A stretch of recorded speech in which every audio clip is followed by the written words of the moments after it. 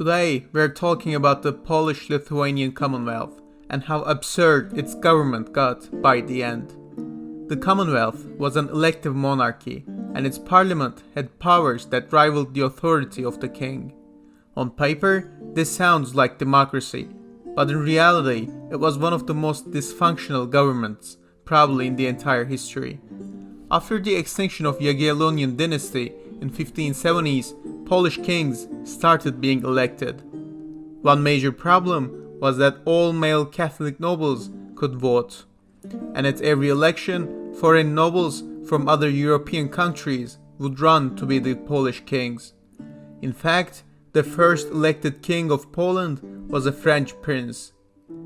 At every election, foreign powers would also lobby the nobles so their preferred candidates would be elected. At first, this was not so bad. The elected kings with foreign ancestry became just as good kings as Poles and Lithuanians. However, as the Polish power kept waning, foreign influence grew.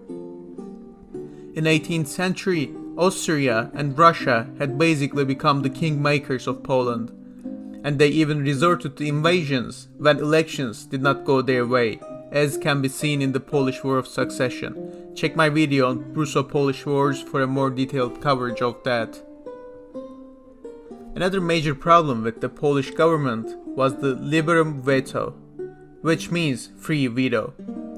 Every Polish nobleman in the Polish Sejm had the authority to veto any decisions they wished. To put it in perspective, if there were 300 people who casted votes and 299 of them voted yes, but one of them voted no, the legislation would not pass. And this was a very efficient way of getting absolutely nothing done. From mid-1600s to 1763, out of some 100 Sejms that were held, 50 of them were disrupted by Liberum veto. Foreign powers, especially Russia, would bribe the deputies to make Poland ungovernable.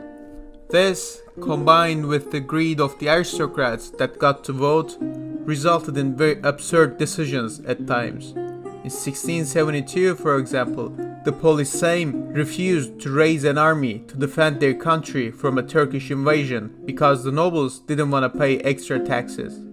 As a result, Ottoman army advanced without any resistance and took the strategic fortress of Kamieniec-Podolski. It is actually surprising that the Polish Lithuanian Commonwealth survived as long as it did, with that absurd government. By the end, there were attempts to reform the government and get rid of Liberum veto, but too little too late. The Commonwealth was partitioned between Prussia, Austria and Russia, and Poland ceased to exist until the end of World War I. Thank you for watching. If you have come this far, please subscribe and I will see you in the next one.